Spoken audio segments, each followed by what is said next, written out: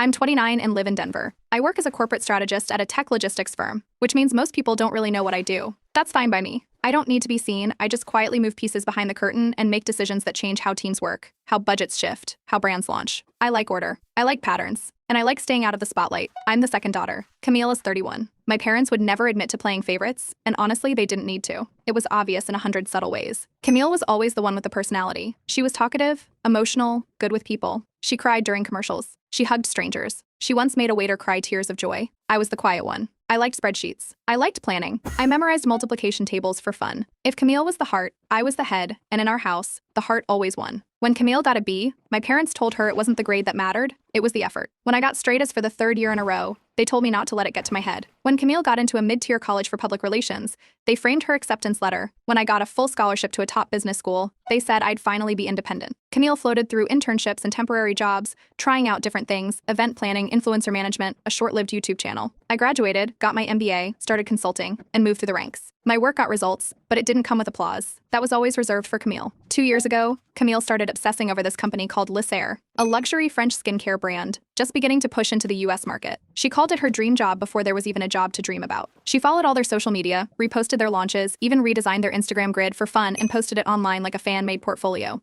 She told everyone she was manifesting a role there. Branding, PR, social strategy, something glamorous. I remember the dinner clearly. It was last October. The four of us were out, and Camille had just finished a story about a date she went on with some guy who worked in real estate. My mother laughed and said, "He told me Camille is exactly the kind of woman men want to marry. Not like you, dear, you're the kind they want to work for." I let out a small laugh, but I was staring into my wine glass. Then my father added, "She's not wrong. You're more boardroom. Camille's more home. That's just how it is." It wasn't the first time something like that had slipped out. A couple years before that, my mother told me, "You're very impressive, but men like softness." I knew what she meant, and I knew who she thought had it. It wasn't hate. It wasn't cruelty. It was disappointment in a form they never acknowledged. They thought they were being honest, helpful even. It finally clicked for me in that moment at the restaurant. There was nothing I could do to be the right kind of a woman in their eyes. I wasn't the one they imagined beaming in wedding photos, or gushing about a nursery, or charming the neighbors with a tray of lemon bars. I was the one they imagined working late and living alone. I didn't fight with them about it. I never do. That would have just proven their point. Instead, I smiled, paid my part of the bill, and excused myself early. I didn't say I was done trying to impress them, but I was. 3 months ago, something strange happened at work. A partner contact pulled me into a restructuring project for a European luxury brand looking to break into the US market. I was told very little at the start, just that it would involve strategy development, team build-outs, and advising on branding personnel hires.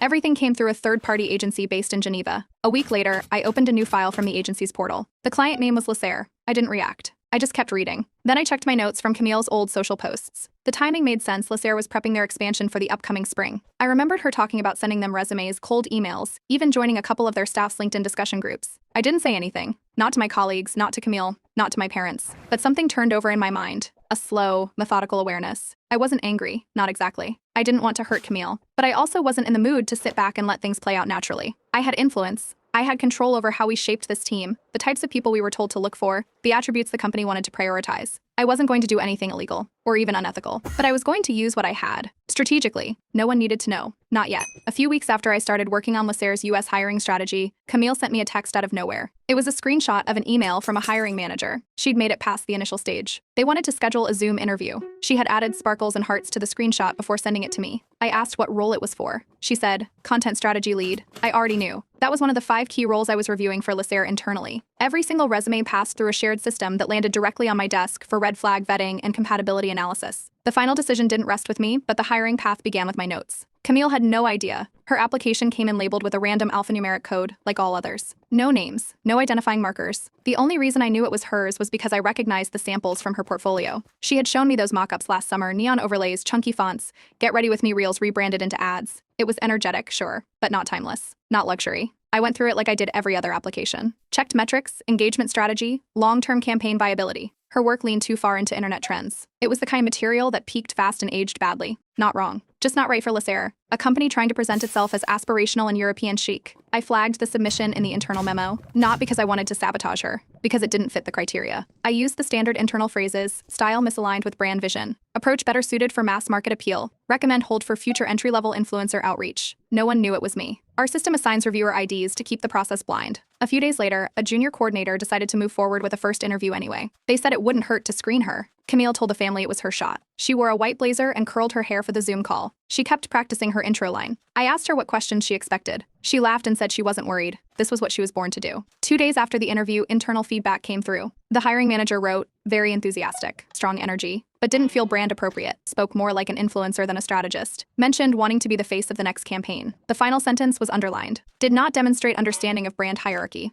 I forwarded the memo to my lead with a comment of my own, suggest avoiding influencer-style branding portfolios for core strategy roles, recommending priority be placed on candidates with legacy brand experience and team-first presentation. The suggestion was accepted and added to the updated hiring guidelines for the entire campaign. I watched the change get implemented. Camille had no idea that her biggest strength, her personality, was exactly what knocked her out of the running. She spent the next week waiting for a callback. Every day, she sent updates in the family group chat. "Still no news yet, but I'm feeling good." Crossing fingers. Manifesting it. Our parents kept encouraging her. My mother even started looking at New York apartments online just in case. The email came through on a Wednesday evening. She opened it while sitting on the couch. I watched her expression change. My mother asked what it said. Camille read the message aloud, kind tone, corporate language. They appreciated her passion but didn't see a current alignment. They'd keep her on file. She tried to laugh, but it broke halfway. My mother stood up and hugged her immediately. My father said the people running the company probably didn't know talent if it hit them in the face. Camille didn't respond. She looked stunned. Later that night, during dinner, I asked if she'd consider applying to a mid-tier wellness brand first, to build experience. She didn't look at me, just shook her head and said, "It's Lysair or nothing. I've been dreaming about this since college."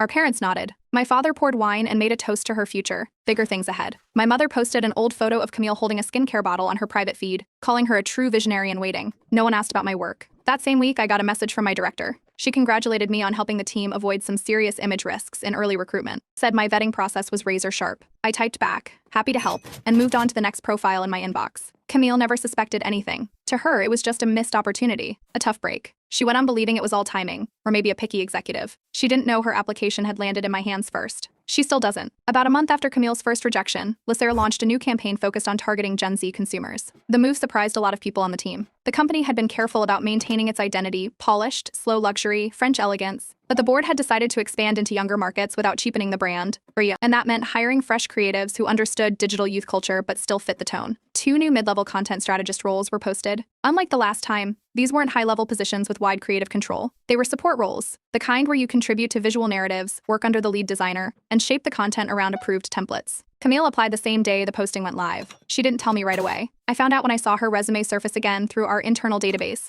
this time forwarded by a recruiter who had connected with her on LinkedIn. Apparently, she had messaged someone at the company, and that person passed her details along to the right team. The recruiter remembered her from the previous round and noted that she had promised but needed guidance. They flagged her for possible mentorship. I was looped back in to assist with cultural alignment scoring. My job was to evaluate whether applicants matched Lysair's evolving identity, youthful but refined, digitally savvy but not trend-obsessed. My boss reminded me of Camille's earlier rejection and said, "We flagged her before, but people grow. Be honest but constructive." I pulled up her updated file. She had made some changes. The designs were less crowded. She'd replaced the bold neons with softer palettes. She even included a minimalist carousel mock-up styled after Lysair's own past campaigns, but the tone still leaned toward attention-grabbing visuals. Her captions used phrases like vibe check and face goals. Her tagline was turning self-care into a statement. It wasn't bad, but it still wasn't Lysair. My feedback was clear. I acknowledged that she had taken earlier suggestions into account. I wrote that her revision showed potential, but the core aesthetic still felt closer to lifestyle influencer branding than timeless product storytelling. I added that her content was energetic but risked overpowering the brand instead of supporting it. I was also asked to give a cultural fit score that included an analysis of how public-facing the applicant had been in connection to the brand. I noted that Camille had tagged Lysair in multiple personal posts across 2 years, some of which included her holding their products and offering her own taglines beneath them. I flagged this as a concern. The company had recently reinforced policies about maintaining brand neutrality among employees, especially those who already had a visible online presence. My final note said she'd likely thrive in a boutique agency or fast-paced influencer-backed startup, but Lysair required quiet branding discipline. They weren't looking for someone to build a personal image off their name. The leadership team reviewed the feedback and archived her application. She never received a call back. I didn't bring it up. Neither did she. A week passed. Then 2. Camille kept checking her inbox. She updated her LinkedIn headline. She posted a vague story captioned, "Trust the process." Finally, she messaged the recruiter who had shown interest earlier. The reply was short, "We're moving in a different direction, but thank you for your enthusiasm." That night, Camille broke down again. She stayed in her room with the lights off. My mother called me privately and said, "You're the one who understands how these things work. Can you talk to her?" We sat in the kitchen. She asked if I could look over her portfolio sometime. Said she thought she had fixed everything. She didn't understand why it still wasn't enough. I told her maybe it wasn't about being enough. Maybe it was just a matter of fit. She didn't answer. She just nodded. Later that week, I heard her talking to one of her friends over the phone. She said she might take a break from branding, maybe switch to something else. She used the word burnt out. My parents tiptoed around the topic. Of fear. My mother made her favorite soup 2 nights in a row. My father offered to introduce her to a contact who worked at a luxury home goods company. Camille waved it off. At work, I finalized the hiring strategy document for the Gen Z expansion phase. My input was highlighted across 4 sections. My director said the board was pleased with the balance we'd struck between innovation and brand protection. Camille never found out who had placed the final block on her path. Twice. 2 weeks after Camille's second rejection from Lacer, the company announced a private brand experience gala in Los Angeles. It was part networking event, part launch celebration, and strictly invite only. Attendees included top-tier influencers, media consultants, branding executives, and a few internal strategists. The dress code was minimalist and elegant, white, champagne, and soft neutral tones. No bold colors. No loud looks. Subtle luxury only. Camille found out through a beauty podcast that mentioned the gala casually during a segment. She immediately latched onto the idea that this was her way in. She kept saying that FaceTime was all she needed, that if she could just talk to the right person, it would finally happen. She believed Lacer hadn't truly seen her yet. Our parents jumped on board. My father said this is exactly how people are discovered, one moment, one impression. My mother booked her a dress fitting before the end of the day. Camille chose a red gown with layered tulle and dramatic sleeves, the kind of dress that turns heads at a cocktail party. My mother called it powerful. I knew it was off theme, but I didn't say anything. What Camille didn't know was that I had already been invited to attend the gala. I was listed as a guest consultant on the US branding expansion team, and I had been involved in the pre-event planning for weeks. I wasn't in charge, but I had limited influence, mostly in recommending seating groupings or flagging profiles for review before the final list was approved by the event's coordinator.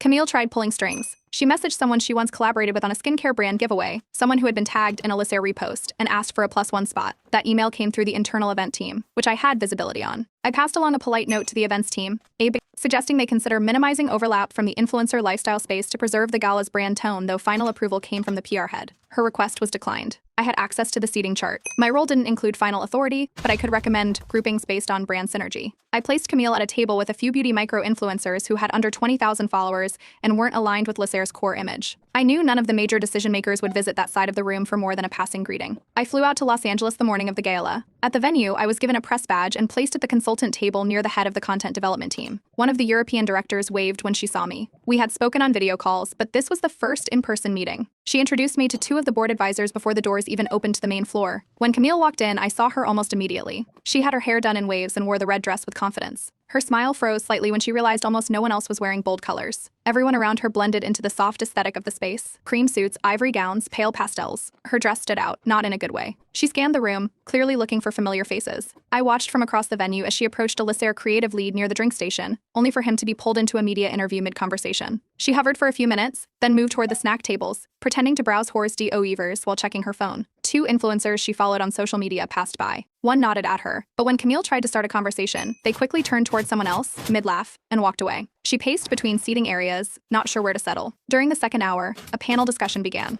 I had been invited to co-moderate a roundtable on brand evolution and voice consistency across global markets. As the event host introduced the speakers, Camille's expression shifted. When they said my name and title, she blinked like she hadn't heard it right. Then she saw me walk to the podium. She didn't clap. She just stared. After the panel, I returned to my seat. Camille tried again to insert herself into a conversation, this time with a Lacer public relations manager. I overheard pieces of it while waiting near the catering area. Camille offered to create branded reel concepts in exchange for feedback. The rep nodded politely and handed her a card, the kind they give out by the dozen at events like this. Nothing exclusive, nothing promised. Before leaving the venue, I spoke with the media coordinator managing event coverage. I suggested, as part of a broader content outline discussion, that media coverage highlight internal creatives and key partners to maintain brand clarity. We want to maintain mystery, I said. Less crowd shots. More focus on brand representatives and featured talent. It was approved within the hour. Camille's name didn't appear in any of the post-event press. No tags, no captions, no mentions. For everyone else, it was a glamorous night. For her, it was another door that looked open, until she realized it had always been closed. About a month after the gala, Camille posted on her social media that she had landed her first real skincare collaboration. The brand was called Vital Company, a small indie company trying to make its way into department stores. She announced the partnership with a carousel post, soft lighting, gold-accented bottles, and a caption about clean beauty meets modern confidence. It was unpaid, but she labeled it as exposure-rich and mentioned she was playing the long game, hoping Lacer might notice her again through adjacent networks. Our parents acted like she had just signed with a Fortune 500 company. My father printed out one of her Instagram photos and pinned it to the fridge, though lately even he seemed unsure whether it was encouragement or distraction. My mother called the collaboration proof the industry was finally waking up.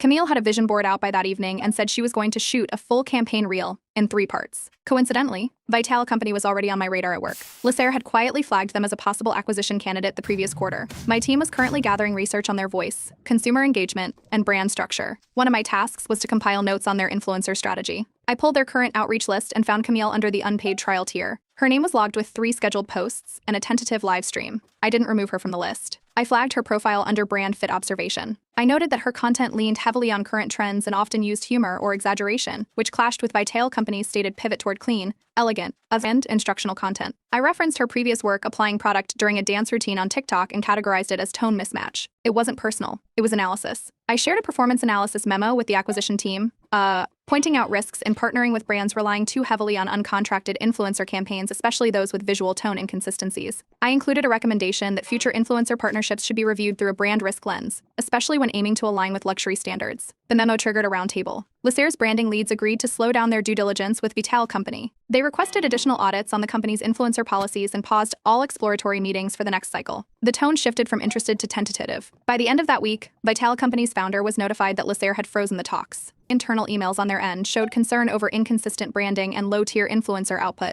I wasn't copied directly, but I saw the downstream actions. Their chief marketing officer issued a pause on all active trials while they reassessed positioning. Camille received an email 3 days later. It was short, apologetic, and vague. They were halting collaborations due to internal restructuring and brand recalibration. She had just ordered new lighting equipment for her content shoot. I saw the unopened box on her bedroom floor the next time I visited our parents. She didn't bring up the cancellation once during dinner that weekend. She just picked at her food while my father talked about packaging ideas she should pitch next. Our mother pulled her aside afterward to give her a pep talk in the hallway. I didn't listen to the whole thing, but I caught a part of it, something about staying pretty and persistent, and how these things always turn around for girls who don't give up. I stayed in the kitchen wiping down the counters. That night, after the house went quiet, I reopened a folder I had archived earlier that year. It contained public clips that had been flagged during brand screening exercises. I found one from Camille's now deleted TikTok account, her dancing to a trending song while slathering on moisturizer with too much product and no cleanser. It had gone mildly viral for the wrong reasons before she pulled it. I re-uploaded it to an internal marketing risk archive under miscellaneous, non-affiliate example. Vital Company was acquired 6 weeks later, not by Lasser, but by a competing mid-range brand that focused on packaging reform and product bundling. During the rebrand, they cut every influencer who wasn't under a paid contract. Camille's name never came up in their content refresh. She didn't say much after that. She noticed her engagement slowing. Her usual photographer stopped replying to her messages. One of her affiliate links was removed from a brand's site. She told our parents the market had gotten too crowded and that she was thinking of switching to wellness blogging. She started testing smoothie recipes and talking about journaling prompts on her stories. I didn't say a word, but by then I had already submitted notes on 3 of the wellness brands she followed, each flagged for brand dilution risk in our legacy acquisition model. Their partnerships would be watched more closely now, and so would anyone trying to ride them into relevance. Camille called our parents to tell them she got another shot, an interview with a boutique agency called Red Crate. She had heard they were working with one of Lasser's wellness sub-brands for a holiday launch and said this could be her last real chance to break through. Our father offered to help her prep for the call. Our mother started writing down outfit notes in case the interview moved in person. They were all in again, like nothing else had happened. I already knew Red Crate. I'd been on 2 alignment calls with their lead strategist during the planning phase for the wellness campaign. They weren't a major player in Lasser's network, just contracted for a seasonal project. But they had potential, and Lasser was watching them carefully, especially their choices in influencer and creative partnerships. Camille had reached out to someone named Naomi through LinkedIn. Naomi was a junior strategist who had recently been moved off her main campaign after mishandling a product rollout caption that offended a small but vocal user base. It hadn't gone public, but internally she was placed on lighter assignments and wasn't trusted with lead selection. Naomi was the wrong person to be speaking to, especially for someone trying to position herself for strategic branding work. During a routine check-in with Red Crate's team, I asked in passing about their interview roster, curious about who Naomi was meeting with that week. Their lead strategist said, "Naomi, should I have someone else take it?" I told him it was fine. I added, lightly, that if she was being considered, they might want to pay attention to how she balanced personal narrative with brand sensitivity. That was all it took. Camille had the call 2 days later. She told her parents it went well, though she wasn't sure what to make of Naomi. She said Naomi seemed nice but didn't say much and didn't explain the project clearly. Camille said she'd follow up with a pitch deck over the weekend. Naomi submitted internal feedback that same afternoon. She wrote that Camille was enthusiastic but self-focused and that most of the conversation centered around her personal goals, not brand building. Naomi flagged her as someone with a lot of self-branding energy who might struggle to stay within the tone boundaries of a subtle wellness campaign. The comment wasn't particularly harsh, but it landed at the wrong moment. Red Crate leadership had just met with Lasser that week. During the meeting, Lasser's team reminded them to steer clear of influencers and creatives who appeared to treat collaborations like personal stage time. They emphasized the importance of brand-first storytelling. Naomi's notes matched that warning too perfectly.